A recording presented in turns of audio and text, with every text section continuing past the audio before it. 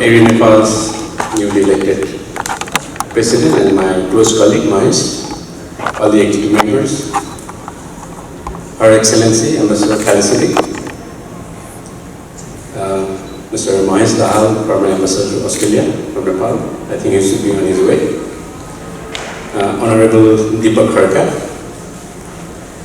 who is the Consular General of Nepal in Sydney, in New South Wales, AAERI India colleagues, Australian education providers, Founder President of ANAND, Founder President of Nair sir, President of NECA, Santoshji, newly elected AAERI Nepal President and Executive Committee, members of AAERI Nepal, sponsors, members of media, students, volunteers and well-wishers. I am highly honored to welcome you all to the 4th AGM of AAERI Nepal this evening. I am extremely delighted that we are all here together post-COVID and having successfully overcome a scary phase of our lives. This is the first AGM post-COVID, which hopefully marks the successful completion of the COVID era. It has been a privilege to have initiated the establishment of this esteemed institution since its inception in 2018 and served as the founder president. I am equally honored to have this opportunity to address all of you today as an outgoing president of AAERI Nepal, as the new team is extremely capable to propel the organization to new heights, where I will be actively working in the board as the founder president. Back in 2018, during my visit to Los Angeles with Mahesh Babu Timalchina, we met and had a discussion with AAERI India team.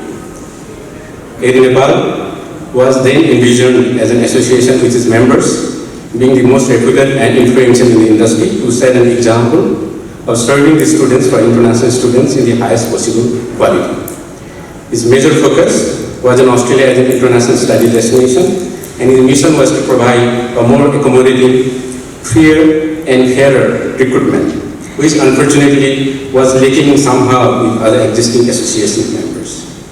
AAERI Nepal was considered to be a sister organization of AAERI India, which back then was already an internationally recognized organization. I would like to thank President Dwiraj, Rahul and the entire Indian AAERI team for their continuous support in the establishment of AAERI Nepal.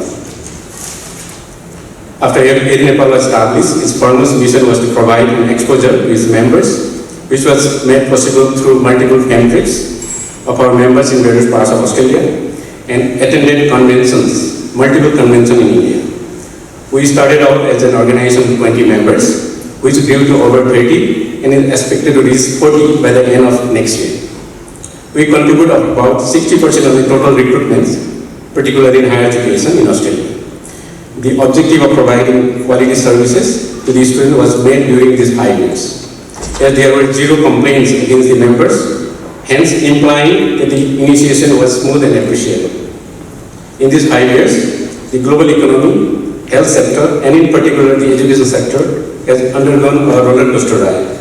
I am grateful that all of us here have survived probably the roughest patch of life. I pray and hope that there are no more hidden surprises down the road.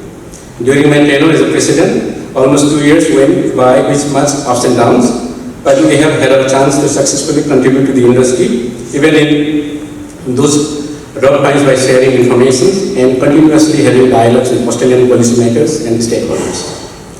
I always have my biggest respect for former Ambassador, His Excellency Peter Budd, Department of Education and Australian High Commission, who supported wholeheartedly during the inception days, which paved the way AAERI to expand its scopes and showcase its presence.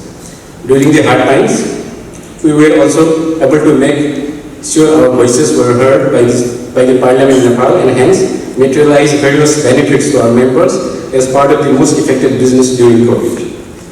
I have been involved in international education for the good part of over 20 years of my life. I see this industry and our efforts as a service to the individuals who shape their personal life, the society and the nation as a whole. The thousands of students that we have helped study abroad are now contributing back to the society and bringing in the culture, their expertise and possibilities of global presence. The likes of Shesh Dhole, Dr. Upendra Mahato are the leading examples how our contribution has started paying off. I believe now is the high time we started thinking of the education for the underprivileged who are not so fortunate to visit any study in foreign land.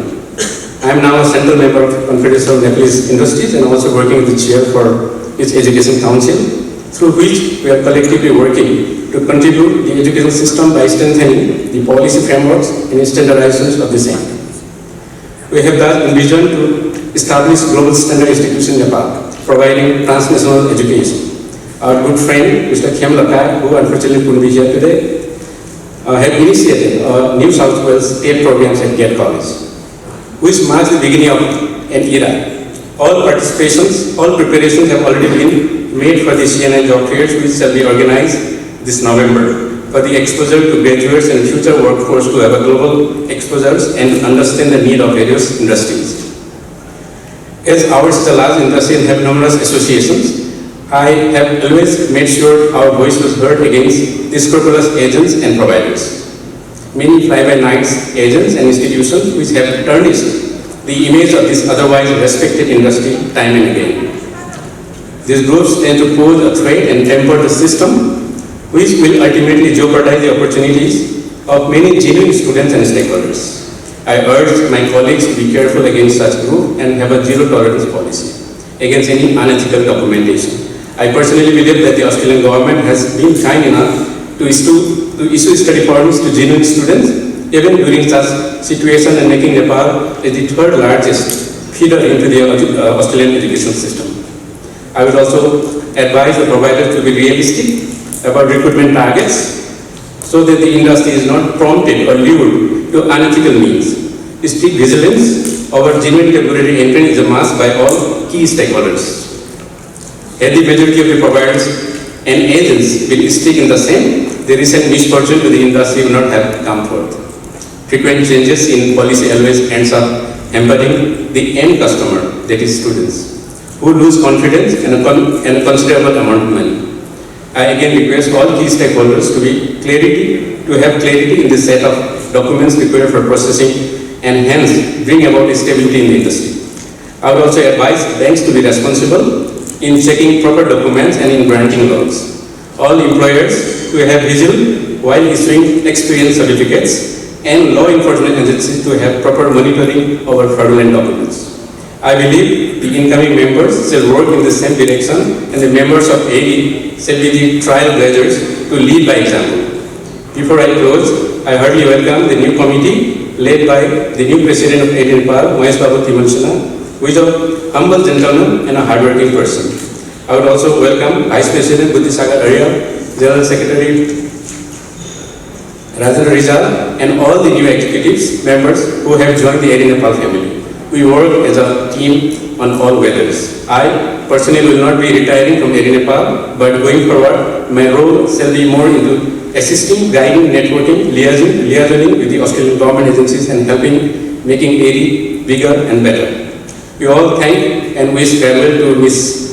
Liz Paris, who leaves Delhi from Australian High Commission next week, and we welcome Mr. Ruben Ray, to whom we recently met in Delhi.